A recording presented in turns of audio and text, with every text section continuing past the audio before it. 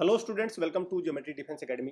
राष्ट्रीय military school के admission form निकल चुके हैं, लिंक भी एक्टिवेट हो चुका है। लेकिन एडमिशन फॉर्म भरने से पहले ये देख लीजिए कौन कौन से डॉक्यूमेंट्स आपको चाहिएंगे, बच्चे के कौन कौन से डॉक्यूमेंट लगेंगे, पेरेंट्स के कौन कौन से डॉक्यूमेंट लगेंगे अगर ये राष्ट्रीय मिलिट्री स्कूल का फॉर्म भरना है। तो documents required to fill the RMS CET 2025 admission form. तो कौन कौन से डॉक्यूमेंट लगेंगे वो मैं आपको बताऊंगा। और चैनल को सब्सक्राइब कर लो, बेल आइकन पे क्लिक कर लो, क्योंकि अब यहाँ से आपका जो सपना है RMS में जाने का, उसको हम साकार कराने में आपको मदद करेंगे पूरी। बच्चों को यहाँ से गाइडेंस मिलती रहेगी, पढ़ाई की चीज़ें भी मिलती रहेगी, अदर इन्फॉर्मेशन भी सारी मिलती रहेगी। चलिए देखते हैं हम क्या क्या। देखिए ये जो फॉर्म है ये है भाई, ये निकल कर आया है national institute of electronics and information technology. जैसे NTA सैनिक स्कूल का पेपर लेती है, ऐसे NIE LIT और RMS का पेपर कंडक्ट कराती है। पिछले साल भी इसे नहीं कराया था, इस बार भी यही करा रही है एजेंसी। तो यहाँ पे देखो, सबसे पहले तो ये देखो स्टार्ट डेट क्या है एडमिशन फॉर्म की, वो है भाई 10 सितंबर। और लास्ट डेट क्या है, वो 9 अक्टूबर तक ये फॉर्म भरा जाना है।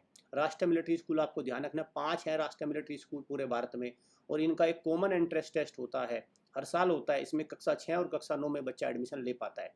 चलिए यहाँ से देखते हैं भाई क्या क्या चीज़ें निकल कर आ रही है। अब यहाँ से देखिए, सबसे पहली बात तो ये कि इंस्ट्रक्शन है, न्यू यूज़र है, लॉगिन आईडी है, ये सब चीज़ें बनती है इसमें। वो एक बार फॉर्म कैसे भरना है वो मैं आपको एक अलग से प्रोसेस बता दूंगा कि कैसे वो चीज़ें करनी है। और वैसे तो देखो बाहर तो इन्होंने लिखा है कि यहाँ पे देखिए क्या है, no start date for submission of application, ये इनसे गलती हो गई, नो। और लास्ट डेट नो नो, तो मतलब स्टार्ट भी जब शुरू हुआ तभी ख़त्म हो गया। ठीक है, 9 सितंबर से स्टार्ट हो, तो ये इनसे टेक्निकल मिस्टेक हो रही है अभी ये, क्योंकि update the application is under development. तो अभी आपको फॉर्म को अप्लाई नहीं करना है, पहले अभी देख लेना है इसको।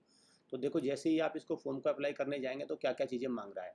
एक तो बच्चे का नाम लगेगा यहाँ पे, फादर का नाम चाहिए, mother name, mobile number, email ID, ये सारी चीज़ें आपको रखनी है। एक पासवर्ड आपका सेट हो जाएगा और ये चीज़ें आप करके आगे बढ़ जाएंगे। लेकिन साथ में आपको सावधानी ये रखनी है कि इसमें डॉक्यूमेंट क्या क्या लगने हैं। भाई देखो डॉक्यूमेंट लगेंगे 5। सबसे पहले लगेगा ये एक्टिव मोबाइल नंबर, एक तो आपके पास होना चाहिए मोबाइल नंबर, ठीक है। दूसरा आपके पास होनी चाहिए एक mail ID, valid mail ID होनी चाहिए, ठीक है, जो आपके पास हो। तीसरा स्कैन कॉपी ऑफ फोटोग्राफ, बच्चे का फोटो होना चाहिए, वो इस तरह का, उसकी ये लंबाई होनी चाहिए, ये चौड़ाई होनी चाहिए, लंबाई होनी चाहिए, इस तरह का फोटो। सिग्नेचर की एक स्कैन कॉपी लगेगी, सिग्नेचर की एक स्कैन कॉपी लगेगी। और कास्ट कास्ट कैटेगरी सर्टिफिकेट अगर है, तो अगर आप SC ST जो भी आप कैटेगरी आप उसमें लेते हैं, या डिफेंस का जो भी कोटा आप लेते हैं वो, या किल्ड इन एक्शन के जो बच्चे हैं वो इसमें लगेंगे। और इसके पैसे जमा होंगे। डेबिट कार्ड भी आपके पास होना चाहिए, ठीक है। और क्या क्या इसमें चाहिए था देखिए, हम यहाँ पे भी देख लेते हैं। और हाँ, बस इतनी ही देखो बातें हैं, ये इन्होंने पूरा इसका एक वो भी दे रखा है क्या क्या आपके पास।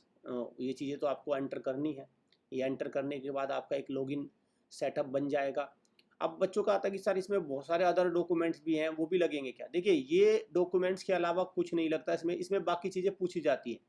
मतलब वो जमा कहीं नहीं करनी होती है, पूछी जाती है, वो आपके पास है कि यस और नो में इसमें जवाब देना होता है। जैसे जैसे यहाँ पे देख लो भाई, ये एक फॉर्म का इन्होंने सैंपल भी दे रखा है। भाई कैटेगरी में आपने भर दिया, आपने सारी चीज़ें भर दी, मतलब आपको सिर्फ यस और नो में जवाब देना होता है।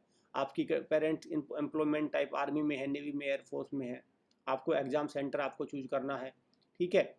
अगर आप देखें तो इसमें ऐसा जैसे आधार कार्ड नंबर, ठीक है, एंटर आधार कार्ड नंबर है, ये सारी चीज़ें हैं, आप उसमें एंटर करेंगे तो आपका वो पूरा हो जाएगा। देखिए फॉर पेरेंट JCO यस, तो अगर आपको यहाँ for parent category of JCO OR and defence select yes know whether parent kill in action and based on the choice, आपको फिर ये सारी कैटेगरी खुलकर आ जाती है। और जब आप इसको पूरा का पूरा वो कर लोगे तो ये आपका पूरा देखो एप्लीकेशन फॉर्म। तो डॉक्यूमेंट कौन कौन से अपलोड होंगे, तो देखिए एक तो फोटोग्राफ अपलोड होगा, एक आपका ये अपलोड होगा सिग्नेचर। इसके अलावा में कोई डॉक्यूमेंट आपका अपलोड नहीं हो रहा है, ठीक है।